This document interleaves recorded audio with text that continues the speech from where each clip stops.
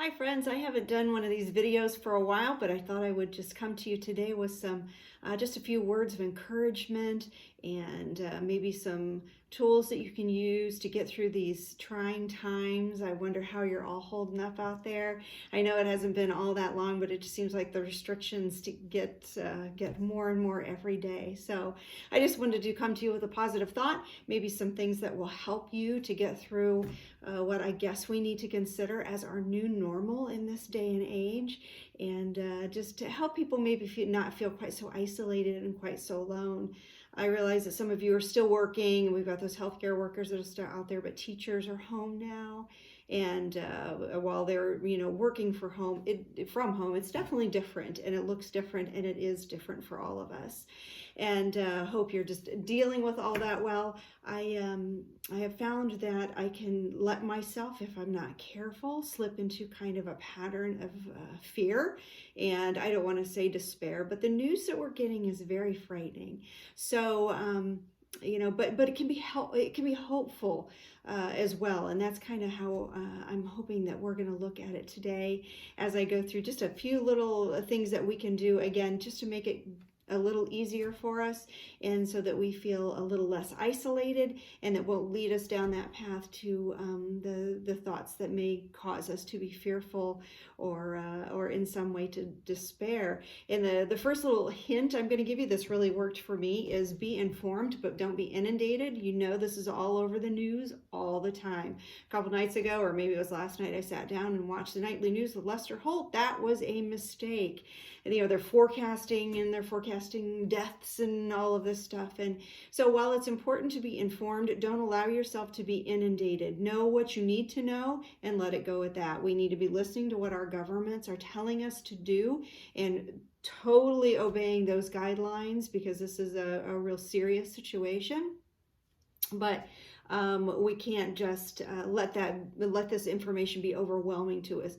Know what you need to know, and then get your mind on something else. And a good way to do that is to set yourself up a little schedule every day. I know that may seem like just common sense, but I don't know about you, but even just I work part-time and just 2 days a week.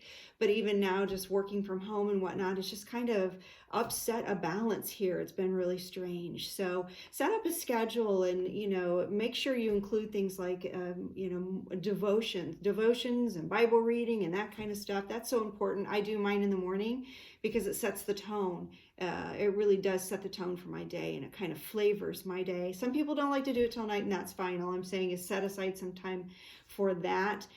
Exercise is going to be so important, whether you go outside and take a walk, or if you have an area in your house where you can do that. And I'll tell you in a minute, I'm going to hopefully help facilitate that a little bit with some of you. And again, so we don't feel like, we're so alone in all of this. So make some time for exercise, some time for fun. You can have time for reading, but sort of schedule it out. Get in your mind what you might want to do. A lot of people I've been reading are doing, or like choosing one cleaning project. This is going to make my husband happy. One cleaning project a day, I don't know, a closet, a curio cabinet, some sorting, whatever it is. And that's going to make good use of our time, but also make you feel like you're not just kind of floating out there, because that's going to make us go, as a good friend of mine would say, shack wacky. Get outside, and I know we're not really allowed to be around people and whatnot, but you can still get outside in your yard and enjoy some of the fresh air. In Ohio here, it's going to start to get a little nicer, maybe be nicer this weekend. So set up a schedule. It just really helps regulate. And moms and dads, I know a lot of you are home with kids now, and you're trying to homeschool and all that stuff. Structure schedule is going to be important for them. Kids need to know what's expected of them. Otherwise, they're going to feel like they're just kind of free falling, and that's not a good thing. So schedule, structure, that's all good. The things that I'm going to do to try to facilitate, I teach a class on Monday and Wednesday at my church, an exercise class called Move It or Lose It. I'm going to try to do a live class. I don't know when that's going to start. Same times on Monday and Wednesday. Actually, Wednesday we're going to bump back to 9:30 where it was originally. I'm going to try to do this through a nice little app called Zoom. So I'll be back to you more with that later, but that Zoom is just a great way to bring people together. People are doing it in other places, in other states, and exercising that way. And then we won't feel like we're so alone. Isolation is a bad thing. We were meant to be together. That's how we were created to be in relationships. So that's why those gatherings are so important. While we can't do that right now, using tools like Zoom and some other things are going to be great. Going to be great for Bible studies and such yet. I don't have anything in place for that, but that will come. I'm also going to record an exercise class so that those people who may not have access to Zoom but are on my Move It or Lose It page can have some sort of structured exercise, which I think will be helpful. So hopefully each week I'm going to come to you with one live video, one written devotional, and then the live exercise classes, and at the very least, a videotaped exercise class. Don't feel alone in this, friends. And I've taken a whole different, I read something on Facebook, which I absolutely loved. My friend Michelle Wallace posted this, and it's changed my view on the whole thing and on this whole situation. And I know it's scary and I know it's hard, but I do think, as you'll hear when I read this to you, that it just could be a time that God is using for healing of our nation, healing of relationships. I've already seen a little bit of my own personal life, and just bringing people together. As Christians, we've been praying for healing for our nation for a very, very long time. And we all know that Jesus can use any situation, even these really bad ones, to bring about many, many, many good and wonderful blessings. But again, Michelle posted this and I just absolutely loved it. And I will leave you with this thought.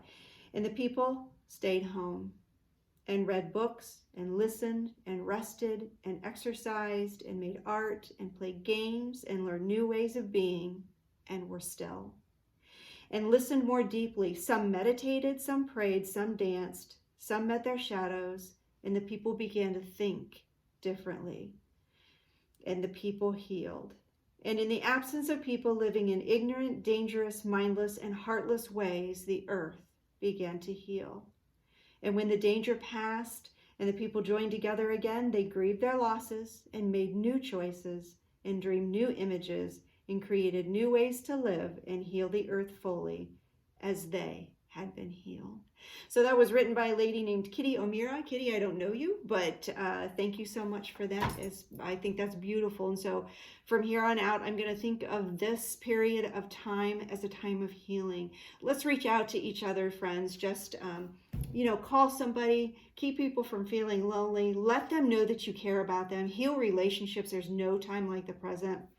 A friend of mine just sent me a text this morning, said, "How you doing with all of this?" That meant more to me than the world. That meant more to me than sending me a Bible verse or, a sermon or anything like that. Just to know there was somebody out there and that we really are in this together, even though we're pretty much kind of in isolation now, and we can connect through things like this and through media and through technology, and so we'll make an effort to do that. Have a wonderful week. I will see you next time. I hope some part of this helped just a little bit.